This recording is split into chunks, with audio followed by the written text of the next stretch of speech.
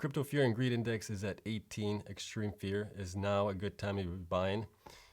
Hey everyone, welcome back. It's Sunday. It's second video up for the day. So I want to talk about Bitcoin a little bit. I want to talk about the crypto greed and fear index, or fear and greed index.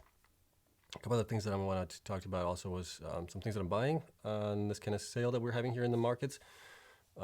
Dabbling into it. I'm not going all in. I'm basically putting in like $1,500 into the market in crypto and in the stocks also. So we'll talk about that, but let's get into it. So obviously now we have, before we get going, obviously you guys, as always, this is for entertainment purposes, not financial advice. Do your own research, don't fall for scams, and spam post gets reported and deleted. All right, so obviously the fear and greed index is at an all-time low. It's at 18 right now. I don't know if it's an all-time low, but it's pretty low. Next update on this is going to happen in 2 hours and 6 minutes. So that's going to be, what time is it going to be? Roughly at 6 o'clock Central Standard Time.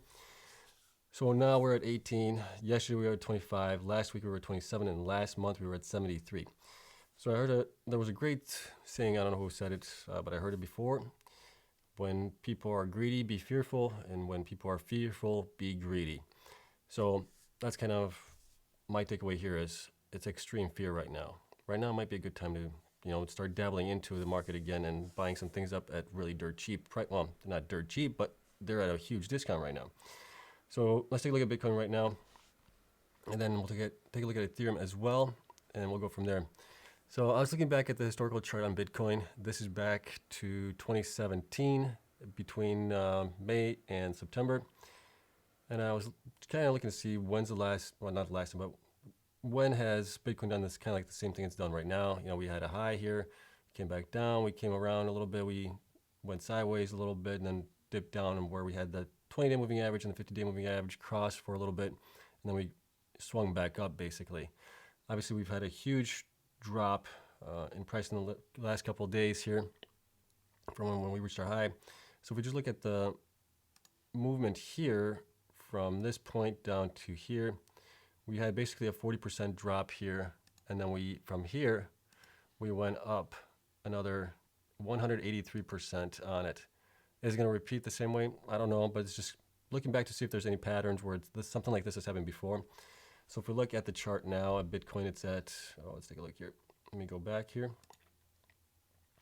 So we're at 49,200. We are right now battling with our current resistance, which seems to be right around the 49,800 mark, roughly, based on where we've been before. I mean, right now we're kind of battling with almost the 49,250 mark, right around there.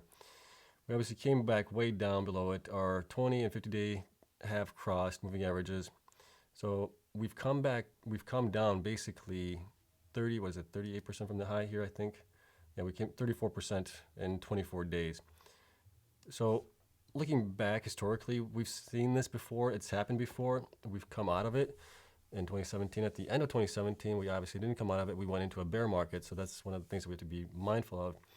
But also the fear index didn't go all the way this far low at that point. We were at a much higher greed index. So I think we're still in a bull run here, and this is just why. Let's take a look. So obviously we're at 49,270. It's battling. We want to see that get above this line here, which is our resistance line. We want it to become support, and we obviously want to see a V-shaped recovery here, where in the next couple of days we're just going back up higher. Obviously tomorrow is going to be an interesting day. Today obviously the markets are closed, so once tomorrow all the money starts moving back into the markets, we'll see how Bitcoin fares then. But obviously there's a concern that if we come back down and test our support now at 47,000, then we may fall below it. I don't see that happening, but there is a possibility of that happening, a probability or possibility. Just never know. Okay, so let's take a look at Ethereum really quick here.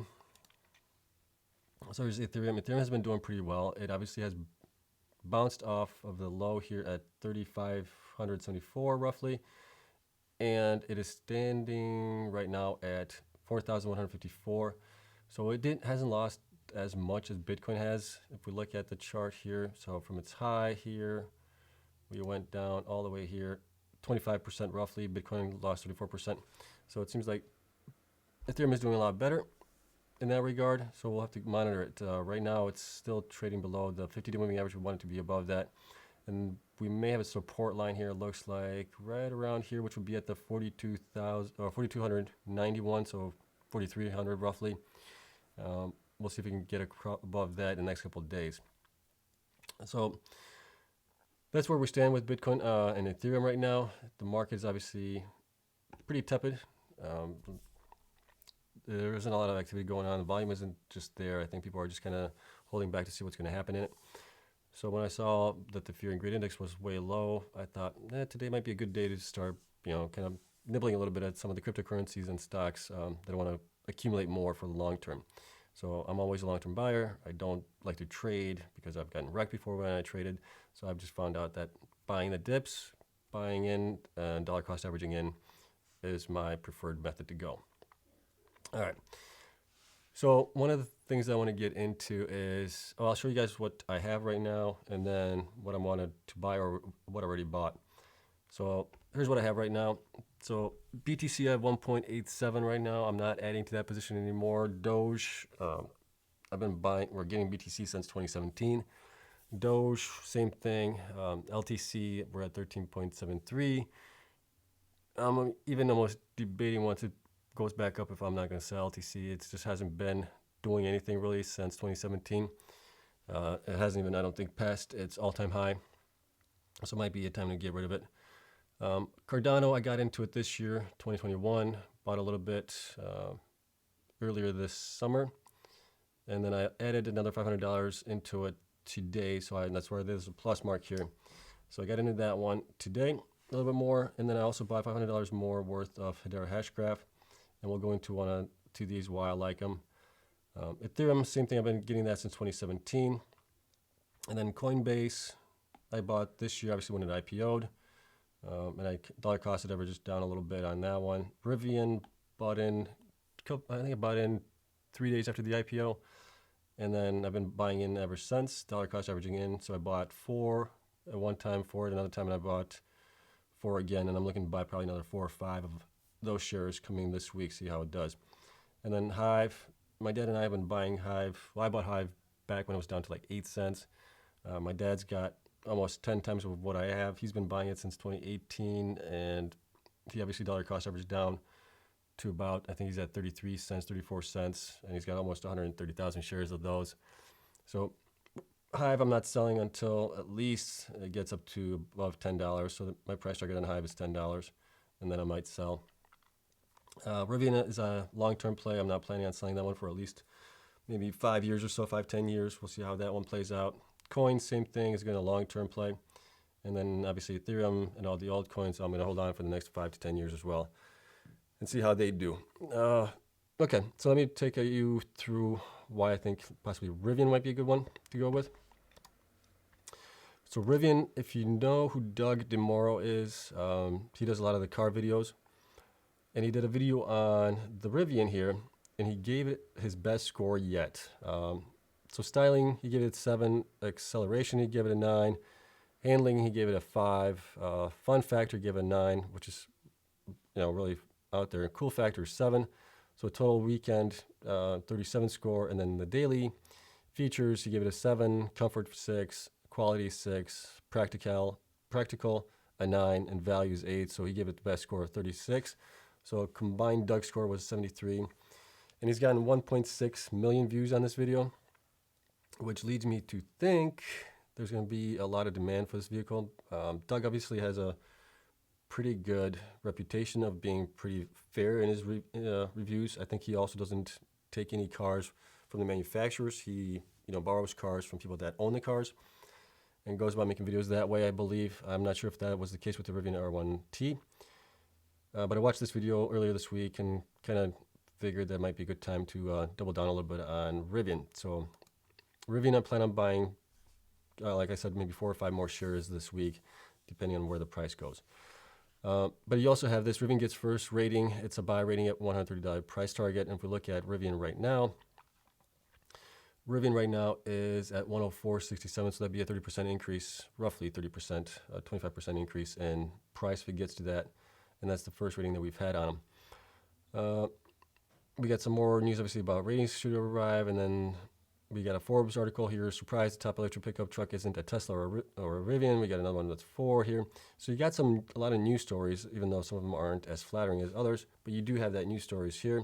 You also have our Rivian R1T successfully tows 2,700 miles across cross country. So there's a lot of stuff going on there. Sorry guys, I got to take a sip of my water. My throat's getting dry. All right, so this is part of the reason why I want to get into Rivian. I think it's a long-term play, and we'll just leave it at that. So I'm going to, dollar cost average in a little bit more and get a couple more shares during this week. Back to Cardano. Cardano has obviously gotten some bad press recently that eToro, I think, was going to delist them on their exchange. So we look at Cardano here. Cardano's at 135 right now. I was buying in around the $2 range. So I wanted to obviously dollar cost average in. So a great opportunity. I'm thinking that this might be the best I could probably buy in right now. And I still believe in what they're trying to accomplish with Cardano. I think Cardano has a bright future, especially with future updates that are planned and everything else. I think it could be a really, really good cryptocurrency and used for other, obviously, means as well. So that's why I'm buying into that one. I wanted to get in a little bit of that one. And then obviously Hedera Hashgraph is the other one that I wanted to get into a little bit more. I think the thing that really got my attention was being able to process 10,000 plus transactions per second with a possible fee of less than a penny. This is really big to me, with finality within 3 to 5 seconds. So if they can accomplish this, that's going to be a game changer. Right now, Bitcoin is at 3 transactions per second. Ethereum is at 12. Obviously, you have the Lightning Network that can do more. But this is obviously a big one, and I think Cardano is within the same realm as that one. Let me see if I can find it here. I would have to look at it to see exactly what their transactions per second are going to be, but I believe it's pretty close to that as well. So if you look at Hedera, I started getting into Hedera right around, 43 cents, I think it was. Let's take a look at Hedera. Yeah, right around here, right around 43 cents. I got in a little bit at 45, I think, and then I bought some more in at 35. So now I want to just dollar cost average in down a little bit to around the 26. I think I bought it at 25 right now, earlier today. So overall, or not 25, I bought it in 26.5, I think it was, right around there. So that's kind of what I'm buying right now. I don't know where the market's going to go. I have no clue what's going to happen with Bitcoin or anything like that. But with the fear and greed index of where it's at right now, people are so fearful. This is the time we really should be greedy and be buying up as much as you can. Obviously, don't invest more than you can afford to lose, or you allow it to be held up basically for 3 to 6 months or something like that. But these are the times where people will actually make their most bang for their buck, basically. So take it for what it's worth, not financial advice. Do your own research as always. But this is kind of what I'm doing. Just want to let you guys know. And if it dips even more, I might pick up some more. But obviously the fear is there that we may be going into a bear market with crypto. A lot of people are saying that we're not heading that way yet. So we'll just have to obviously see which way it goes. I don't think we're heading to bear market just yet either. I think there's still more room for Bitcoin to go up in value, especially if you believe in the stock-to-flow models and things like that. We should be up to possibly $150,000 to $200,000 per Bitcoin before we even think about getting into a bear market. All right, so that's it. Let me know what you guys think of it. Obviously, I know I'm going to get a lot of flack from you guys for buying Rivian, Hedera, and Cardano. I'm expecting it.